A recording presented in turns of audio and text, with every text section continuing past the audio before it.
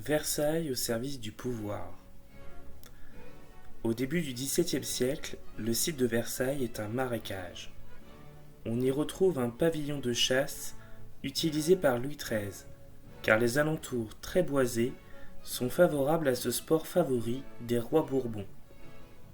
Des premiers travaux furent effectués pour rendre le pavillon confortable, notamment en y construisant 2 ailes, formant ainsi le U central. Ce n'est qu'au milieu du grand siècle, le XVIIe, que Louis XIV, tout jeune encore, prend possession des lieux. Il améliore le château de son père, tout en conservant le bâtiment originel, sur une période débutant en 1660 et allant jusqu'à la fin du règne, soit en 1715. Il y réorganise également les jardins et le parc en drainant les marécages. Tous les travaux sont effectués grâce aux actions de plusieurs figures illustres de ce temps. André Le Nôtre, Louis Le Vau, Jules Hardouin-Mansart, Charles Lebrun.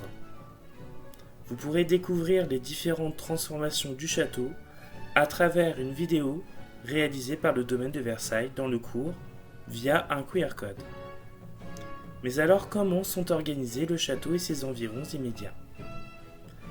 On y retrouve un axe nord-sud qui reprend le château de Louis XIII avec une volonté de conserver un héritage paternel. On retrouve également un axe est-ouest qui reprend la course du soleil, symbole adopté par Louis XIV. À son zénith, point le plus haut dans le ciel, celui-ci passe au-dessus de la salle du trône, renvoyant une image du roi soleil dont les sujets tournent autour, comme les planètes autour du soleil. Enfin, une patte d'oie illustre une volonté de montrer que tout part et tout vient au roi, comme les rayons du soleil.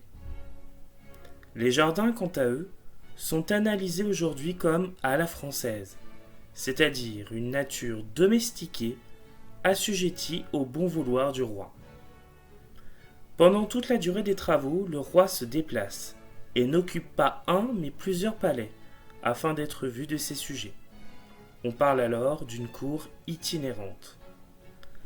À partir de Henri IV, le roi se sédentarise et réside surtout à Paris et ses environs, notamment à Saint-Germain-en-Laye, Vincennes et au Louvre. Ainsi, ce n'est qu'en 1682 que Versailles devient la résidence principale du roi, où il installe définitivement son gouvernement.